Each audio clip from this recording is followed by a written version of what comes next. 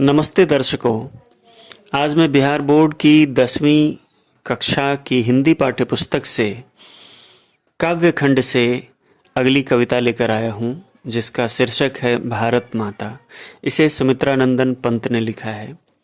पंत जी का जन्म 1900 ईस्वी में अल्मोड़ा जिले के कौसानी ग्राम में हुआ, जो इस समय उत्तराखंड में अवस्थित है, और इनका निधन 29 दिसंबर 1977 को हो गया। पंत जी को प्रकृति का सुकुमार कवि कहा जाता है। वैसे ये छायावादी प्रवृत्ति के कवि रहे हैं, लेकिन इनके विचार उदार मानवतावादी हैं।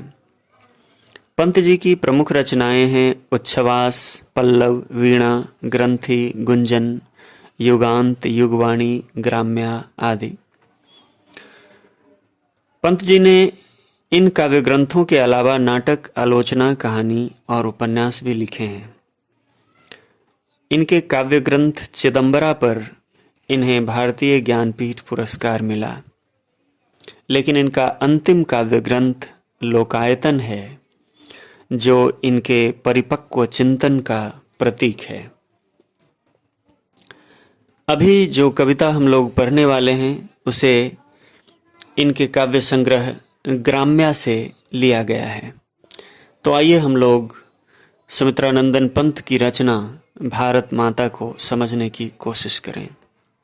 कवि कहते हैं, भारत माता ग्राम वासिनी, अर्थात भारत माता गांव में निवास करती हैं। कहने का तात्पर्य यह है कि भारत गांवों का देश है। खेतों में फैला है श्यामल धूल भरा मैलासा आंचल, और उनका आंचल अर्थात भारत माता का आंचल धूल धूसरित है, और खेतों में फैली हुई फसलों के कारण उनके आंचल का रंग श्यामल है। गंगा यमुना में आंसू जल, मिट्टी की प्रतिमा उदासिनी। गंगा और यमुना की धाराएं मानो उनके आंसू जल हैं, और वे मिट्टी की एक उदास प्रतिमा बनी हुई है। दैन्य जड़ित अपलक नत चितवन, दीनता और जड़ता के कारण उनकी चितवन अर्थात उनकी दृष्टि झुकी हुई है, और उनकी पलकें भी नहीं उठती।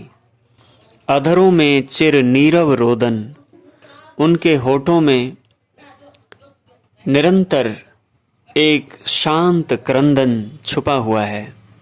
युग युग के तम से विखन्न मन, युग युग के अंधकार से उनका मन विषादग्रस्त हो गया है। वह अपने घर में प्रवासिनी, भारत माता अपने ही घर में प्रवासिनी की तरह, किसी विदेशी की तरह जी रही हैं। 30 कोटि संतान नग्नतन, उनकी 30 करोड़ संतान हैं जो नंगे बदन रहने को मजबूर हैं, अर्ध क्षुधित, और वे आधा पेट खाकर रहती हैं।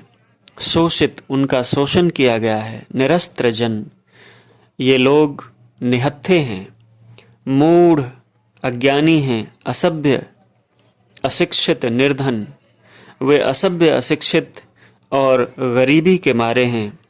नतमस्तक तरुतल निवासिनी, वृक्ष तले निवास करने वाली वह भारत माता नतमस्तक है। स्वर्ण शस्य पर पद तल लुंठित, सोने की आभा ली हुई फसलें अथवा धान्य दूसरों के पैरों तले रौंदे गए हैं। धरती सा सहिष्णु मन कुंठित, धरती के समान साहस से परिपूर्ण उनका मन अवरुद्ध हो गया है, क्योंकि उनके मन में अब भावनाएं नहीं उठती, या वे भावनाएं प्रकट नहीं हो पाती। क्रंदन कंपित, अधर मौन स्मित, क्रंदन के कारण, रोने के कारण कांपते हुए उनके होठ मौन हैं और उनकी स्मित, उसकी मुस्कुराहट भी खामोश है। राहु ग्रसित शरदिंदु हासिनी, शरद के चांद की तरह, शरद पूर्णिमा के चांद की तरह हंसने वाली राहु ग्रसित हो गई हैं, अर्थात उस ग्रास के कारण, ग्रहण के कारण उनकी आभा, उनका सौंदर्य क्षीण हो गया है। चिंतित भ्रिकुटि क्षितिज तिमिरांकित, उनकी भ्रिकुटी पर अर्थात भौहों पर चिंता की रेखाएं पड़ी हुई हैं, जो तिमिरांकित हैं, मानो अंधेरे से अंकित की हुई हैं। नमित नयन नभ वाष्पाच्छादित, और उनके झुके हुए नेत्र के आकाश में अर्थात उनके नेत्र में वाष्पाच्छादन है, अर्थात आंसू के बादल हैं। आनन श्री छाया शशि उपमित, उनका मुख सौंदर्य या श्रीमुख छाया शशि उपमित ग्रहण लगे हुए चांद के समान हो गया है।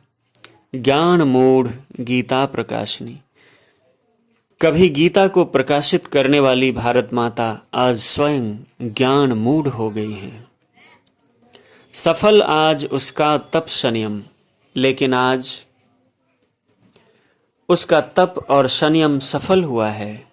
पिला अहिंसा स्तन्य सुधोपम, सुधा के समान, अमृत के समान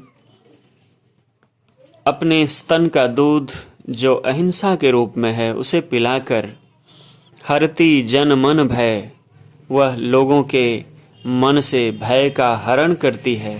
भव तम भ्रम, और संसार में जो अंधकार का भ्रम है उसे भी मिटाती है। जग जननी जीवन विकासनी, वह सारे जगत की माँ है, जीवन को विकसित करने वाली है। मुझे पूरी उम्मीद है कि इस कविता को आप लोग ठीक से समझे होंगे। तो इसी तरह से आप लोग साहित्यांगन से जुड़े रहें और इस पर आने वाले वीडियोज़ को लाइक करें, इन्हें शेयर करें, इन पर कमेंट करें। आज के लिए इतना ही। आप सबका बहुत बहुत धन्यवाद।